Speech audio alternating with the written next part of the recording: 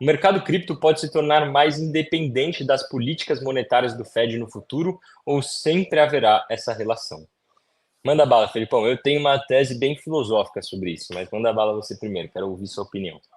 Tá. Vou começar ali pensando ali em Nixon, quando a gente teve umas mudanças com a relação dos países com o ouro, que tudo a gente teve, os Estados Unidos foi coletando o ouro dos países e a gente teve o padrão dólar. Em 1971, a gente teve a, a mudança do lastro do dólar com o ouro, e a gente começou a imprimir dinheiro de forma desacerbada, né, sem controle, na verdade. Tanto que teve meses na última crise sanitária que a gente teve, né, que foi o Covid, que a gente imprimiu mais dólares em um mês do que em 100 anos. Então, isso é uma carta aberta do CEO da Pantera Capital alertando que o Bitcoin é o caminho para se proteger contra esse tipo de política monetária.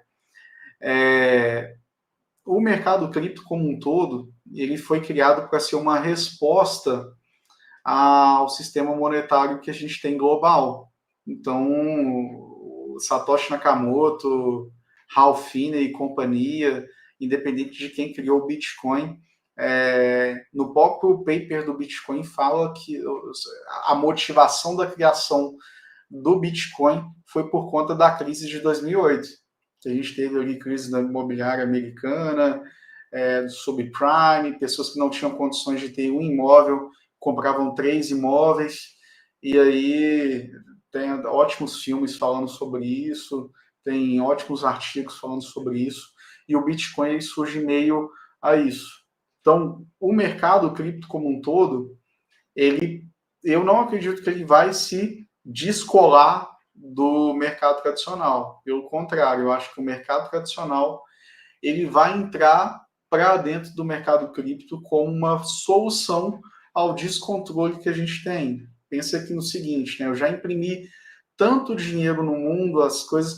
Se a gente fosse pagar, por exemplo, para pegar a dívida dos países, a dívida das pessoas, a dívidas das empresas e tentar pagar todas essas dívidas, não existem dinheiros no mundo que paguem todas as dívidas que existem. Então, existem mais ativos, existem mais derivativos do que dinheiro no mundo. Então, é um sistema que, até entrando um pouco na linha filosófica, não vai se sustentar. Não é sustentável o que a gente tem hoje como sistema monetário, sistema financeiro global. Por isso que, volta e meia, a gente tem uma crise que desestabiliza totalmente, as coisas ficam estabilizadas ali. Se for pensar, de cada década a gente tem uma, duas crises. Isso é natural de acontecer.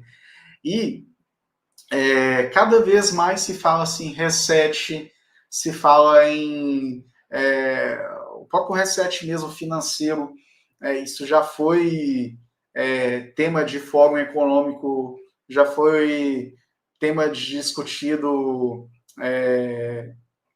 Charles Schwab falando sobre isso. Então, eu acredito que não teremos um descolamento do mercado cripto com o mercado tradicional, mas o mercado cripto ele vai acabar abocanhando, né, como uma solução para esse sistema. De tanto que a gente vê a maior nação do mundo olhando com carinho para a cripto, a gente vê o maior fundo de investimento do mundo, os maiores, né, BlackRock, ARK Invest, olhando para o Bitcoin com muito carinho. Você vê as maiores empresas do mundo colocando o Bitcoin em seus caixas como parte de reserva estratégica, por exemplo, os próprios estados dos Estados Unidos trazendo Bitcoin como reserva estratégica, né, trazendo projetos de lei para trazer o Bitcoin como reserva do próprio Estado, numa iniciativa estadual, além da iniciativa federal ali que a gente já tem bem claro para a gente uma reserva estratégica de cripto que contempla também Bitcoin e outras criptomoedas que não são tão interessantes.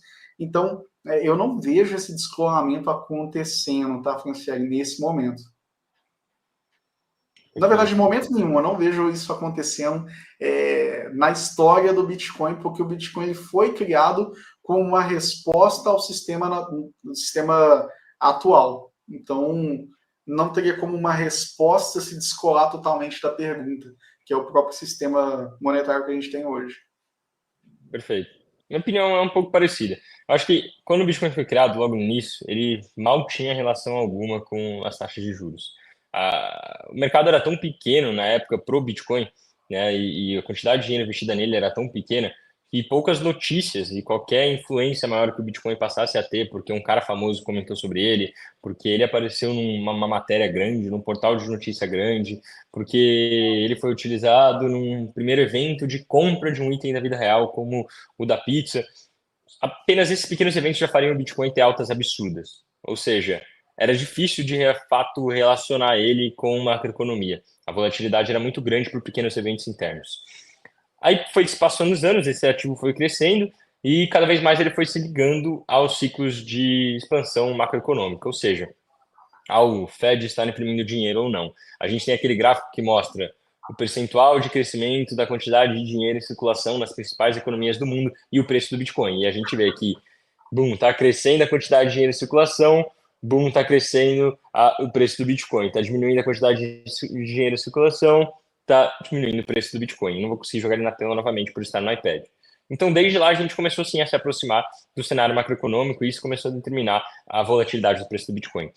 Eu acredito que o Bitcoin possa algum dia descolar, mas a gente vai ter que chegar num nível de consciência muito grande populacional. A gente vai ter que chegar num nível de consciência tão grande que uma guerra comercial que impacta a inflação e que pode fazer com que o Banco Central tenha menos corte de juros, ou seja, menos dinheiro em circulação e por isso seja ruim para o Bitcoin, comece a ser enxergado como boa. Comece a ser enxergado pelas pessoas como, olha, novamente, uma moeda que não é estatal, não está sofrendo por causa de uma guerra que um único presidente está começando. Quando a gente tem uma guerra de Ucrânia e Rússia, ao invés do Bitcoin cair numa reação imediata a ela, com os investidores com medo e fugindo de ativos de risco, teoricamente, onde caem as ações, cai o preço do Bitcoin, cai o preço das criptomoedas em geral, porque o investidor foge para o dólar, foge para o ouro, a gente vai ver o preço do Bitcoin subindo quando tiver uma guerra anunciada. Porque o Bitcoin vai representar aquela moeda em que nenhum governo vai estar imprimindo dinheiro adoidado para financiar uma guerra que vai matar pessoas inocentes de ambos os países. Quando a gente chegar num nível de consciência como esse, onde a grande maior parte da população estiver de fato enxergando o Bitcoin como o que ele é, de fato, o que o Felipão falou muito bem, uma resposta para um problema e não parte desse problema, aí eu consigo ver ele descolando, tá? De situações macroeconômicas. Mas isso ainda tem que chegar num nível muito grande de consciência da população que a gente não tem ainda. Hoje estima-se que 11% da população global investe em Bitcoin, 800 milhões de pessoas investem em criptomoedas em geral, na verdade, essa conta é, né? E, ou seja, das 8 bilhões em circulação.